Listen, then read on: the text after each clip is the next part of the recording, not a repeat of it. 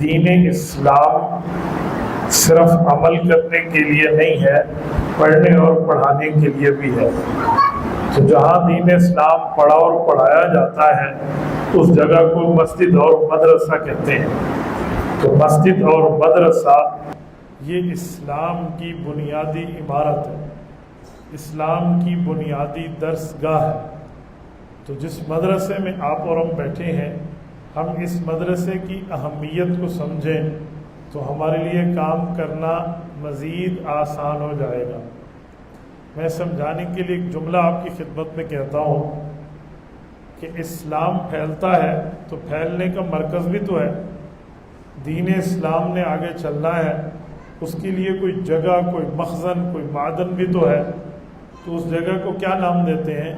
University نام نہیں دیتے، کالج نام نہیں دیتے، اسکول نام نہیں دیتے، مدرسہ نام دیتے۔ مدرسے کا مطلب کیا ہے؟ یعنی دین اسلام پڑھنے کی جگہ، جہاں سے بندے کو دین اسلام کے لیے سبق ملے اور بندہ سبق پڑھ کے آگے پھیلائے۔ اس مدرسے کی بنیادی طور پر فضیلت یہ ہے کہ ہمارے نبی پاک صلی اللہ علیہ وآلہ وسلم نے خود مدرسہ بنایا ہے اور صحابہ کرام کو مدرسہ پڑھایا ہے۔ نبی علیہ الصلوۃ والسلام نے ہجرت سے پہلے بھی مکہ کے اندر مدرسہ قائم فرمایا، ہجرت کے بعد بھی مدینہ طیبہ میں مدرسہ قائم فرمایا۔ مکہ مکرمہ میں حضور پاک کے مدرسے کا نام دار ارقم ہے، مدینہ طیبہ میں حضور پاک صلی اللہ علیہ وسلم کے مدرسے کا نام اصحاب صفہ کا چبوترا ہے۔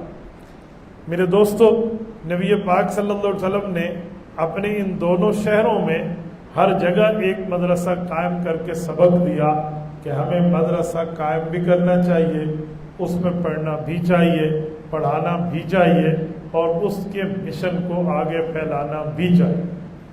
آج مسئلہ یہ ہے کہ مدرسے کو لوگوں نے بدنام کر دیا ہے کہ جی مدرسہ جو ہے یہ دہشت گردی کی جگہ ہے، حالانکہ مدرسہ امن کا ماحول ہے۔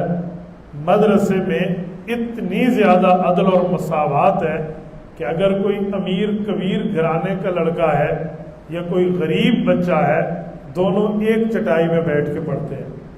یہاں برگر فیملی اور غیر برگر فیملی کا کوئی کنسپٹ نہیں ہے، یہاں سب نے ایک چٹائی پہ بیٹھ کے پڑھنا ہے۔ لوگ سمجھتے ہیں نہیں فلاں فلاں اس طرح کا فرق، ایسا نہیں ہے۔ یہاں مدرسے میں اور دنیا کے نظام میں ایک فرق ہے۔ اسکول کالجز میں بچے پڑھتے ہیں، ہم بھی پڑھے ہیں، میں پڑھنے سے انکار نہیں کرتا، لیکن وہاں پڑھنے کا مطمع نظر، مقصد، ذہنیت اور ہوتی ہے، اور مدرسے میں پڑھنے کی ذہنیت اور ہوتی ہے۔ مدرسے میں جو کتاب ہم پڑھیں گے وہ کتاب حدیث سے لے کر کتاب فقہ تک، کتاب فقہ سے لے کر کتاب تاریخ تک، وہیں سے لے کے صرف اور نحو اور اللہ کے قرآن تک ایک ہی مقصد ہوتا ہے کہ میرا اللہ مجھ سے راضی ہو جائے، رسول اللہ صلی اللہ علیہ وسلم کے طریقوں پہ عمل کرنے والا بن جاؤں۔ لیکن اسکول اور کالج میں یوں نہیں ہے۔ بعض لوگوں کو شاید برا لگتا ہو، لیکن یہ حقیقت ہے۔ اسکول کالج میں کوئی بچہ کوئی نصاب کو سلیکٹ کرتا ہے، کسی کتاب کو پڑھنے کا انتخاب کرتا ہے، کسی سلیبس کو سلیکٹ کرتا ہے، تو اس بیس پہ نہیں کہ اللہ راضی ہو جائے، اللہ کے رسول راضی ہو جائے، اس میں رفاہ عامہ کا کام کروں، لوگوں کی خدمت زیادہ کر سکوں، نہیں۔ اسے بتایا جاتا ہے اس فیلڈ کو جوائن کرنے میں پیسہ بہت ملے گا، اس فیلڈ کو جوائن کرنے میں دنیا بہت ملے گی۔